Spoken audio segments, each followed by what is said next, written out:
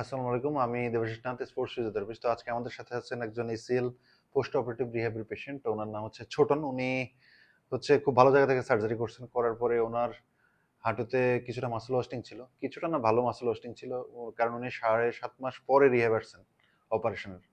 তো এবং ওনার একটা সমস্যা ছিল, যেটা হচ্ছে উনি চেয়ারে বসলে দেখা যায় আধা ঘন্টা বসলে উঠতে ওনার কষ্ট হতো এবং ওনার পাটা পুরো সোজা হতো না। অর্থাৎ উনি ফিল করতেন যে কিছুটা এক্সটেনশন ল্যাগ এর মতো ফিল করতেন উনি, কিন্তু এটা অ্যাকচুয়ালি হচ্ছে হ্যামস্ট্রিং টাইটনেস থেকে আসছে। তো উনি প্রায় 16টা সেশন রিহ্যাব নিচ্ছেন এখানে। একটা ইম্পর্টেন্ট বিষয় হচ্ছে যে উনি অনেক লেটে রিহ্যাব আসছেন, কিন্তু যেহেতু উনি নিজে নিজে অ্যাক্টিভেশন গুলো বাসায় করছেন আগে, সেই কারণে ওনার অনেক কমপ্লিকেশন ছিল, সেটা আমি বলবো না, কিন্তু কিছু কমপ্লিকেশন ছিল, যেমন মাসল ওয়াস্টিং এবং এক্সটেনশন লেগ উনি কিছুটা ফিল করতেন।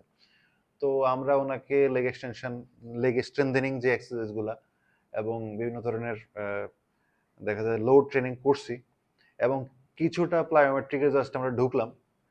তো মোটামুটি ওনার ইমপ্রুভমেন্টটা খুব ভালো। তো আমরা আজকে থেকে সরাসরি ওনার মুখ থেকে শুনবো যে আসলে ওনার ইমপ্রুভমেন্ট কতটুকু, উনি আগে কি ফিল করতেন, এখন উনি কি ফিল করছেন, এবং রিহ্যাব নেওয়ার গুরুত্বটা আসলে আগের ফিল এবং এখনকার ফিল দুইটা খুবই কি ফিল উনি করছেন সেটা আমরা ওনার মুখ থেকে সরাসরি শুনবো। ধন্যবাদ। নমস্কার, আমি ছোটন রায়। আজ থেকে প্রায় 9 মাস আগে হচ্ছে আমার এসিএল সার্জারি হয়। তো এসিএল সার্জারির পরে আমি আসলে রিহ্যাব নেইনি। তো আমি দেখতেছি যে আমার কিছু সমস্যা ফেস করতেছিলাম আমি। প্রথমত হচ্ছে আমার সার্জারির পা হচ্ছে অনেকটা চিকন, এবং হচ্ছে পায়ে আমি কনফিডেন্স পাচ্ছিলাম না।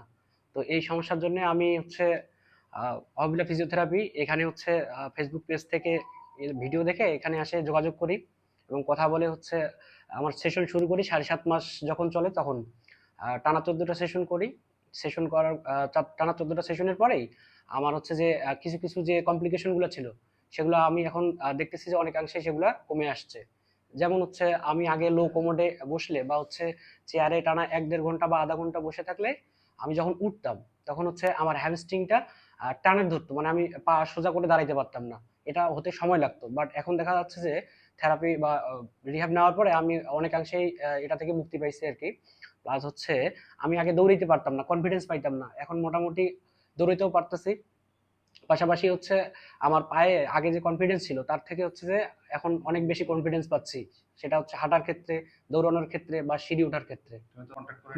এই যে এটা হচ্ছে আমার হচ্ছে ভালো পা যেটা, আর এটা হচ্ছে সার্জারির পা। এটা হচ্ছে আমার মাসল একদম হচ্ছে যে লুজ ছিল, এখন হচ্ছে লেগ এক্সটেনশন এবং হ্যামস্ট্রিং এখানে লোড গ্রাজুয়ালি বাড়ানোর ফলে আমার হচ্ছে যে মাসেল মানে অনেকটা হচ্ছে যে দেখতে পাওয়া যাচ্ছে, ভিজুয়ালি ইমপ্রুভ করছে আর কি।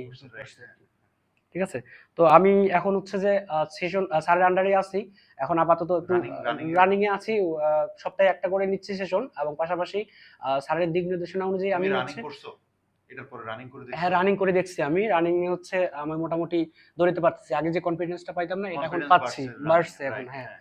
পাশাপাশি হচ্ছে স্যারের দিক নির্দেশনা অনুযায়ী আমি হচ্ছে জিম করতেছি। জিমে স্যারের দেখানো যে ব্যায়ামগুলা সেগুলা মোটামুটি সেখানে করার চেষ্টা করতেছি।